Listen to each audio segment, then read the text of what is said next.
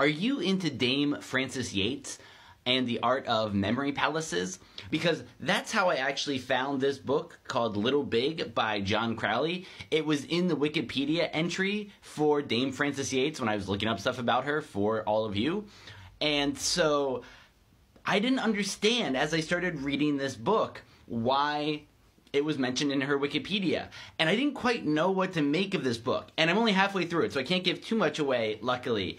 Except that it kept intriguing me. It's this family, and it's over many generations. A little bit of Gabriel Garcia Marquez. It jumps around some. Their names sometimes repeat as well. And I had trouble getting into it. But there was this touch of magical realism. There was stuff about the good neighbors, the fair folk in there, but just hints of it. And still, I'm only halfway through. It's starting to get a little bit more of that explicit. But I have a feeling you're never actually going to get a real answer to what's going on with that, because if you study this stuff, there is no real answers. But what I did figure out is why this book was in that Wikipedia entry, because I just met a character in it, and she is apparently the greatest magician, wizard, thinker in the world. Nobody knows who she is. She's secret. I don't know what part she's going to play. She's completely disconnected to the story at this point. But her superpower is simply that she has spent her entire life creating an incredibly complex memory palace.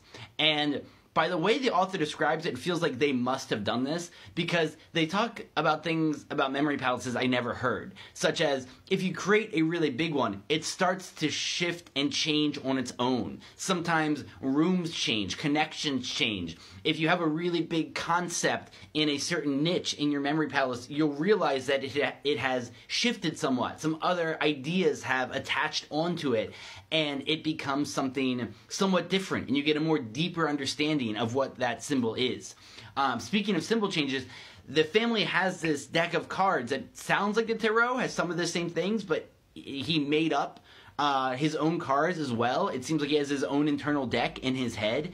And so this book is so intriguing. It's giant, but I've actually been going through it pretty quick and reading it as the kids fall asleep on me, because there's something so beautiful and magical about it. And it says a lot about family and the secrets you can keep, and it's not always the happiest in that sense, but there's something about this that has really captured me. So I just been wanting to tell all of you about it. So if you're into memory palaces or The Good Neighbors, John Crowley's Little Big would be worth your time.